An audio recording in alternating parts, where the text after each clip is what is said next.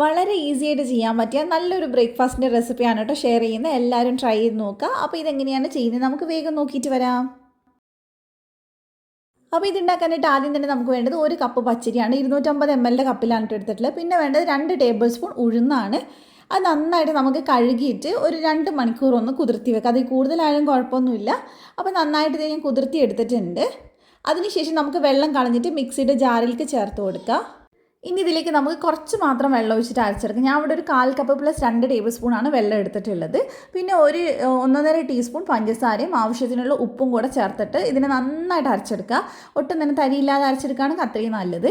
അപ്പോൾ ഇത് കുറച്ച് കട്ടിയിലുള്ള ഞാൻ ഇതിലേക്ക് ഒരു 3 ടേബിൾ സ്പൂൺ കൂടെ വെള്ളം ഒഴിച്ചിട്ടുണ്ട്. നന്നായിട്ട് മിക്സ് ചെയ്തെടുക്കുക.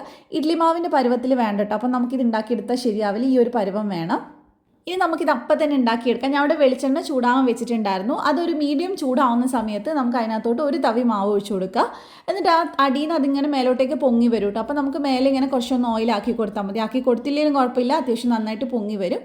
അപ്പോൾ ഒരു സൈഡ് റെഡി ആകുമ്പോൾ തിരിച്ചിട്ടിട്ട് നമുക്ക് ഫ്ലെയിം ഒന്ന് കുറച്ച് വെച്ചിട്ട് ഇതിന് ആ സൈഡും കൂടെ ഒന്ന് വേവിച്ചെടുക്കുക. അപ്പോൾ ഇത്രയേ ഉള്ളൂ കേട്ടോ. വളരെ സിമ്പിളായിട്ട് ചെയ്യാൻ പറ്റും. നമ്മൾ കണ്ണൂരിലൊക്കെ മുട്ടസിർക്ക് ഉണ്ടാക്കാറുണ്ട്, പക്ഷെ അത് വേറെ രീതിക്കാണ്. ഏകദേശം ആ ഒരു രീതിയിൽ തന്നെയാണ് നമ്മളിത് ചെയ്തെടുത്തിട്ടുള്ളത്. ഇത് ചില ആൾക്കാർക്കൊക്കെ ഉണ്ടാക്കാൻ അറിയുണ്ടാവും കേട്ടോ. അപ്പോൾ ഉണ്ടാക്കാത്തവർ എന്തായാലും ട്രൈ ചെയ്ത് നോക്കുക. ഇതിപ്പോൾ നമ്മൾ നല്ല പെർഫെക്റ്റായിട്ട് കിട്ടിയിട്ടുണ്ട്. പെർഫെക്റ്റായിട്ട് കിട്ടിയിട്ടുണ്ടെങ്കിൽ മാത്രമേ ഉള്ളിൽ ഇങ്ങനെ ആര് പോലെ വന്ന് കാണുള്ളൂ. അപ്പോൾ എല്ലാവരും ഉണ്ടാക്കി നോക്കുക കേട്ടോ. ഇതിൻ്റെ കൂടെ നമുക്ക് നോൺ വെജ് കറികൾ എന്ത് വേണമെങ്കിലും കഴിക്കാം. അതാണ് കൂടുതൽ നന്നാവുക. അപ്പോൾ റെസിപ്പി ഇഷ്ടമായിട്ടുണ്ടെങ്കിൽ ഒന്ന് ട്രൈ ചെയ്ത് നോക്കുക. ഫീഡ്ബാക്ക് അറിയിക്കുക. ഉണ്ടാക്കുന്നവർ ഒന്ന് കമൻറ്റ് ചെയ്യുക കേട്ടോ. അപ്പോൾ ഇനി മറ്റൊരു നല്ല റെസിപ്പി ആയിട്ട് നമുക്ക് വീണ്ടും കാണാം. Thank you for watching.